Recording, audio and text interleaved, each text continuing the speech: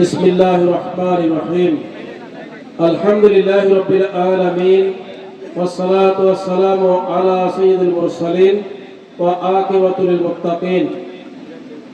মিঠাপুকুর উপজেলার ঐতিহ্যবাহী ইউনিয়ন 12 নম্বর ইউনিয়নের গোপালপুর উচ্চ বিদ্যালয় এবং কলেজ মাঠে আজকে এই তাফসীরুল কোরআন মাহফিলের সুযোগ্য সম্মানিত সভাপতি, আজকে এই তাফসীরুল কোরআন মাহফিলের সম্মানিত প্রধান বক্তা, বাংলাদেশ শুধু নয় গোটা বিশ্বে যিনি আলোচিত ব্যক্তিত্ব, আমাদের একান্ত শ্রদ্ধাভাজন ব্যক্তিত্ব, আন্তর্জাতিক খ্যাতিসম্পন্ন মুফাসসিরে কোরআন আল্লামা তারিক মনোয়ার ঢাকা।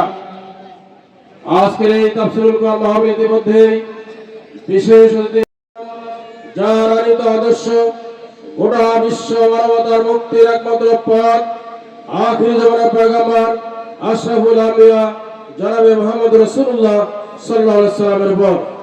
সুপ্রিয় উপস্থিতি, আজকে আপনারা যারা আসছেন দূর দরাজ থেকে আমাদের সম্মানিত প্রধান বক্তার আলোচনা শোনার জন্য, তিনি বিশ্বনন্দিত একজন মুফাসসির কোরআন, আমরা তার কথা মনোযোগ সহকারে শুনবো ইনশাআল্লাহ। আমি শুধু দু একটি কথা বলে বিদায় নেব। আমরা আজকে এই বাংলাদেশের সন্ধিক্ষণে এমন একটি সময় আমরা পার করছি, যে সময় মহান সংসদ অধিবেশন চলমান। আমার 2 দিন আগে সেই সংসদে সেখানে চলমান অবস্থায় থাকার সুযোগ হয়েছিল।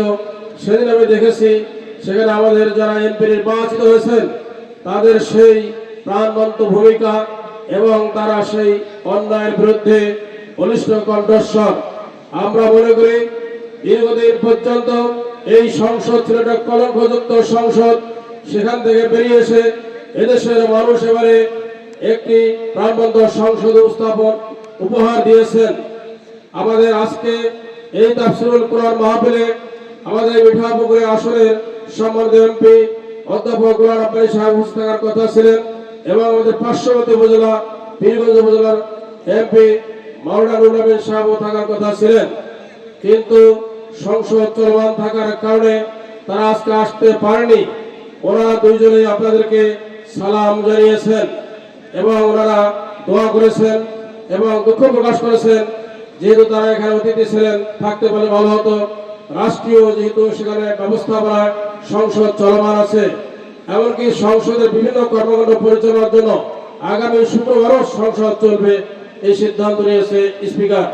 তাই আজকে ওনারা আপনাদেরকে সালাম জানিয়েছেন। এ পর্যায়ে বলতে চাই, এদেশের মানুষ চায় কোরআনের শাসন, সেটাই চেয়েছিল। নির্বাচনের মানুষ মতামত দিয়েছিল, কিন্তু ইঞ্জিনিয়ারিং এর মাধ্যমে আমাদেরকে পরাজিত করে দেওয়া হয়েছে। যাই হোক, আগামী দিনে দেশের মানুষ দেখবে একটি কোরআনের পার্লামেন্ট ইনশাআল্লাহ। সে কারণে আপনারা যারা আছেন কোরআন শুনবেন, কোরআন অনুযায়ী জীবন গড়বেন, সমাজ গড়বেন এবং রাষ্ট্রীয় ব্যবস্থাপনায় কোরআনকে নিয়ে যাওয়ার জন্য আমি উদাত্ত আহ্বান জানাচ্ছি। সকল ষড়যন্ত্রকে উপেক্ষা করে আমরা পরবর্তী যে নির্বাচন আসতেছে, উপজেলা পরিষদ নির্বাচন, ইউনিয়ন পরিষদ নির্বাচন, সকল নির্বাচনে ইসলামের পক্ষে যারা থাকবে, ন্যায়ের পক্ষে, ইনসাফের পক্ষে, তাদের পক্ষে আমরা জনমত দিয়ে নির্বাচিত করে এদেশের মানুষের মুক্তি নিশ্চিত করব, এদেশের মানুষের হক প্রতিষ্ঠা করব, সমাজ থেকে সকল অন্য অত্যাচার জুলুম আমরা দূরীভূত করবো ইনশাআল্লাহ। আল্লাহ রাব্বুল আলামিন আমাদের সকলকে আজকে তাফসীরুল কোরআন এখান থেকে শুনে গিয়ে আমাদের ময়দানে বাস্তবায়ন করার তৌফিক দান করুন। ওয়া মা তাওফীক ইল্লা বিল্লাহ। সকলকে ধন্যবাদ। আসসালামু আলাইকুম ওয়া রাহমাতুল্লাহি ওয়া বারাকাতুহু।